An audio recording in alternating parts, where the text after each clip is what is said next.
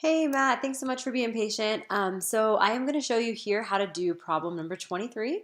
It's definitely a little bit longer of an explanation, and so I'm happy to be able to send you this video. You'll see in 23, it's asking us to use some of the information that we already were given over here. And in question 22, we found out that we can rearrange this equation so that have it solved for r, and r happens to be the distance, at a large distance r from the radio antenna. So when we read question 23, it says, for the same signal emitted by a radio antenna, observer A measures its intensity to be 16 times the intensity measured by observer B. So again, we're right here.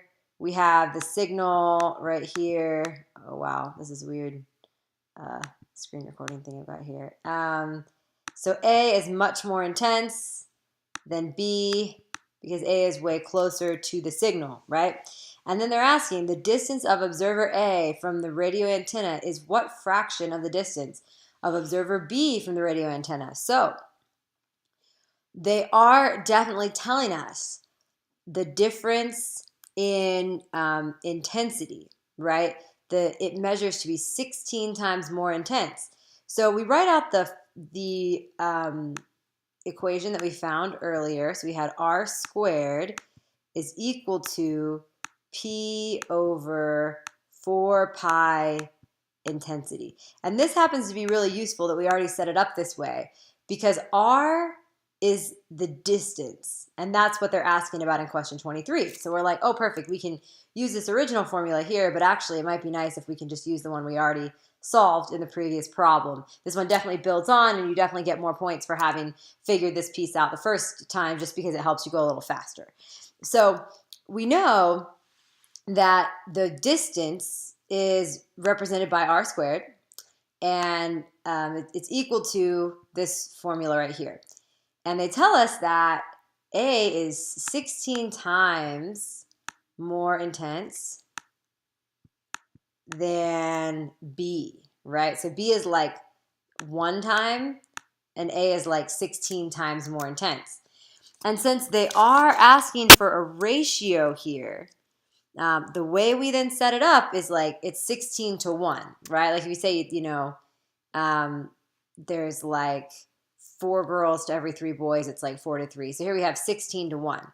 So what we're just going to do is go ahead and set up 2 equations, plugging in 16 for the intensity and 1 in the intensity, and we're going to set them up as fractions. So just the way they are in the formula. So r squared equals p, because we don't know p, and it's disturbing that we can't solve for it. The fact that there's no way we can solve for it means it must eventually cancel. So we're not going to worry about that now. We're just going to go ahead and set it up. So 16, all of that over, because remember we're setting up a ratio here, r squared equals p over what? 4 pi times 1. Okay.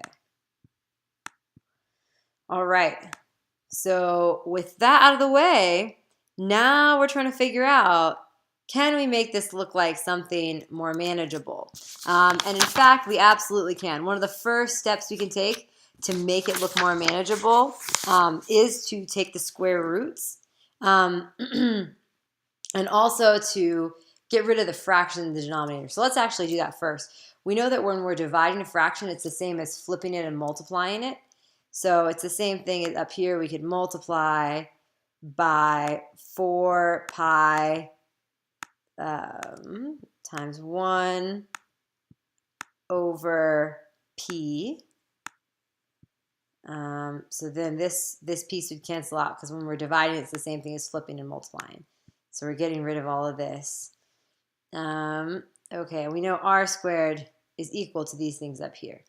Okay, so now the remaining step then is to deal with the square root, because right now we have r squared and we want r. So we're going to take the square root, and when we take the square root, we have to have the square root of everything, right? We can't just take it a certain thing. Okay, but it's important to note, look what happens.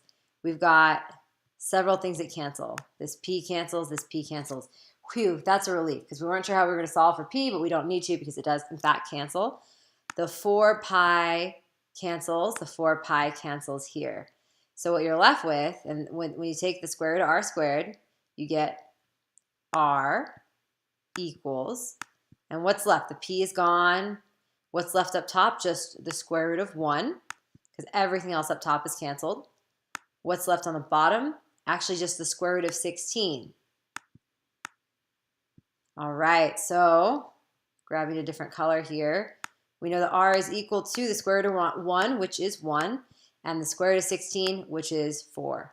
Boom. 1/4 is your answer. So it looked really concerning at first because we're dealing with this variable p that there's no way we can solve for it.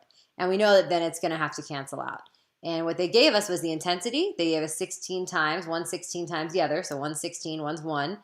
We set it up, plugged in 16 for our intensity in the numerator, 1 for our intensity in the denominator.